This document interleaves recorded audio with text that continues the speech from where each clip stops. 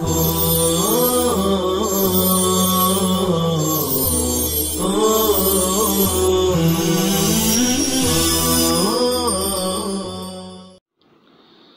اللہ الرحمن الرحیم الحمد للہ رب العالمین والصلاة والسلام علی سید الانبیاء والمرسلین وعلی آلہ واصحابہ اجمعین۔ السلام علیکم ورحمۃ اللہ وبرکاتہ۔ عزیز طلباء، آج ہم 23ویں سبق کا آغاز کر رہے ہیں۔ گزشتہ درس میں آپ لوگوں کو عام کی تعریف، اس کی اقسام، عام مخصوص عنہ البعض، عام غیر مخصوص عنہ البعض کی تعریف بتلائی گئی تھی۔ نیز عام غیر مخصوص عنہ البعض کا حکم مع اختلاف بین الاحناف والشوافع کو سمجھایا گیا تھا۔ صاحب کتاب عام کی دو قسموں میں سے دوسری قسم عام لم یخص عنہ شیء کو پہلے ذکر کر رہے ہیں، اور عام خص عنہ البعض کو دوسرے نمبر پر ذکر کریں گے، جبکہ یہ پہلی قسم ہے۔ اب صاحب کتاب عام لم یخص عنہ شیء کی مثالیں بیان کر رہے ہیں۔ عام لم یخص عنہ شیء، وہ عام جس سے کسی بھی فرد کو خاص نہ کیا گیا ہو، عام کے حکم سے الگ نہ کیا گیا ہو، بلکہ عام کا حکم اس کے تمام افراد پر لگتا ہو، حکم سے کوئی بھی فرد الگ نہ ہوا ہو۔ عزیز طلباء، اصول الشاشی کا مطالعہ کرنے اور پڑھنے سے یہ بات سمجھ میں آتی ہے کہ مصنف رحمہ اللہ کسی بھی چیز کی تعریف کرنے کے بعد اس کا حکم بیان کرتے ہیں، اور اسی حکم کو صاحب کتاب اصول، قاعدہ اور ضابطہ بنا کر اعلیٰ ھذا قلنا کہتے ہیں، اور اسی اعلیٰ ھذا قلنا پر مسائل متفرع کرتے ہیں۔ اس سے پتہ چلتا ہے کہ مصنف رحمہ اللہ کے نزدیک حکم اصول اور قاعدے کے درجے میں ہیں۔ عزیز طلباء، آئیے اب مصنف رحمہ اللہ کی عبارت کو پڑھ لیتے ہیں۔ دیکھیے اسکرین پر، وَعَلَى هَذَا قُلْنَا إِذَا قُطِعَ يَدُ السَّارِقِ بَعْدَمَا هَلَكَ الْمَسْرُوقُ عِنْدَهُ لَا يَجِبُ عَلَيْهِ الضَّمَانُ لِأَنَّ الْقَطْعَ جَزَاءُ جَمِيعِ مَا اكْتَسَبَهُ السَّارِقُ فَإِنَّ كَلِمَةَ مَا عَامَّةٌ يَتَنَاوَلُ جَمِيعَ مَا وُجِدَ مِنَ السَّارِقِ وَبِتَقْدِيرِ إِيجَابِ الضَّمَانِ يَكُونُ الْجَزَاءُ هُوَ الْمَجْمُوعُ وَلَا يُتْرَكُ الْعَمَلُ بِهِ بِالْقِيَاسِ عَلَى الْغَصْبِ۔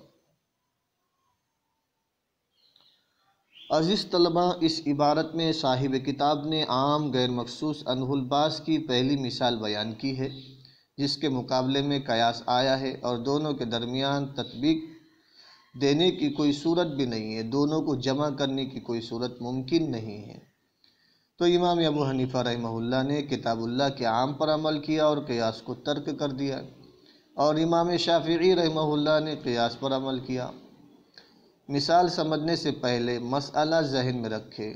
مسئلہ یہ ہے کہ اس بات پر تمام ائمہ مجتہدین کا اتفاق ہے کہ کسی چور نے چوری کی اور اس کے پاس مسروقہ چرایا ہوا مال موجود ہے، تو قطع ید کی سزا کے ساتھ، ہاتھ کاٹنے کی سزا کے ساتھ اس سے چرایا ہوا مال لے کر مالک کو دے دیا جائے گا۔ لیکن اگر وہ مال چور کے پاس سے ضائع ہو جائے یا ہلاک ہو جائے تو اس سے ہاتھ کاٹنے کی سزا کے ساتھ مال کا ضمان یعنی تاوان دن لیا جائے گا یا نہیں، اس میں اختلاف ہے۔ امام شافعی رحمہ اللہ کے یہاں قطع ید، ہاتھ کاٹنے کی سزا کے ساتھ اس سے مسروقہ چرایا ہوا مال کی مالیت کے برابر تاوان دن لیا جائے گا، اور امام ابو حنیفہ رحمہ اللہ فرماتے ہیں قطع ید کی سزا کے بعد، ہاتھ کاٹنے کے بعد اس سے مسروقہ مال کا تاوان دن نہیں لیا جائے گا۔ آئیے دونوں جلیل القدر بزرگوں کی دلیل سمجھ لیتے ہیں۔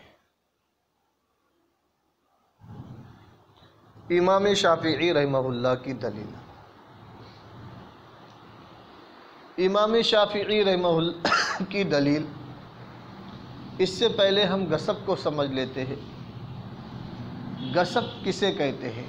غصب کسی کی کوئی چیز زبردستی ناحق چھین لینا، اس کو غصب کہا جاتا ہے۔ کسی کی کوئی چیز زبردستی ناحق چھین لینا، اس کو غصب کہتے ہیں۔ غاصب ناحق چھیننے والا، مغصوب چھینی ہوئی چیز۔ اب مسئلہ سمجھیے۔ مسئلہ یہ ہے کہ اگر کوئی شخص کسی کا مال غصب کرے اور پھر وہ مال مغصوب چھینا ہوا مال غاصب کے پاس سے ہلاک ہو جائے تو غاصب اور چھیننے والے پر اس ہلاک شدہ مال مغصوب کا ضمان یعنی تاوان واجب ہو جاتا ہے۔ اگر آپ لوگ یہ مسئلہ سمجھ گئے تو اب امام شافعی رحمہ اللہ کی دلیل اور ان کا قیاس ہمارے سمجھ میں آسانی سے آ جائے گا۔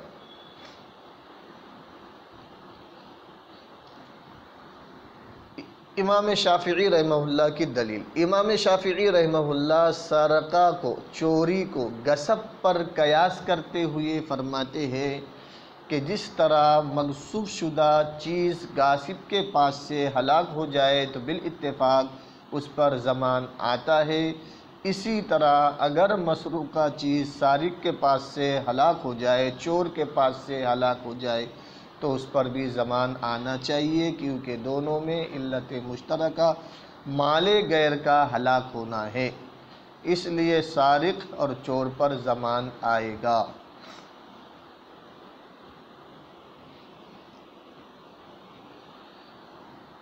امام ابو حنیفہ رحمہ اللہ کی دلیل۔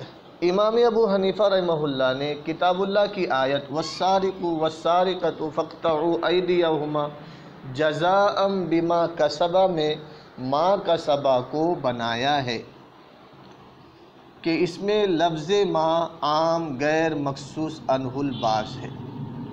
آئیے سب سے پہلے ہم آیت کریمہ کا ترجمہ سمجھ لیتے ہیں۔ والسارق والسارقۃ فاقطعوا ایدیہما جزاء بما کسبا، چور اور چورنی ان کے سیدھے ہاتھ کاٹ دو، جزاء یہ بدلہ ہے، بما کسبا بما ان تمام جرائم کا، کسبا جس کا انہوں نے ارتکاب کیا۔ اس آیت میں اللہ تعالیٰ نے ہاتھ کاٹنے کو ان تمام جرائم کی سزا بنایا ہے جس کا ارتکاب چور نے کیا، چاہے وہ جرم چوری کا ہو یا وہ جرم مال کا ہلاک ہونا ہو یا وہ جرم مال کا ہلاک کرنا ہو۔ ان تمام جرائم کی سزا اللہ تعالیٰ نے ہاتھ کاٹنا قطع ید مقرر فرمائی ہے۔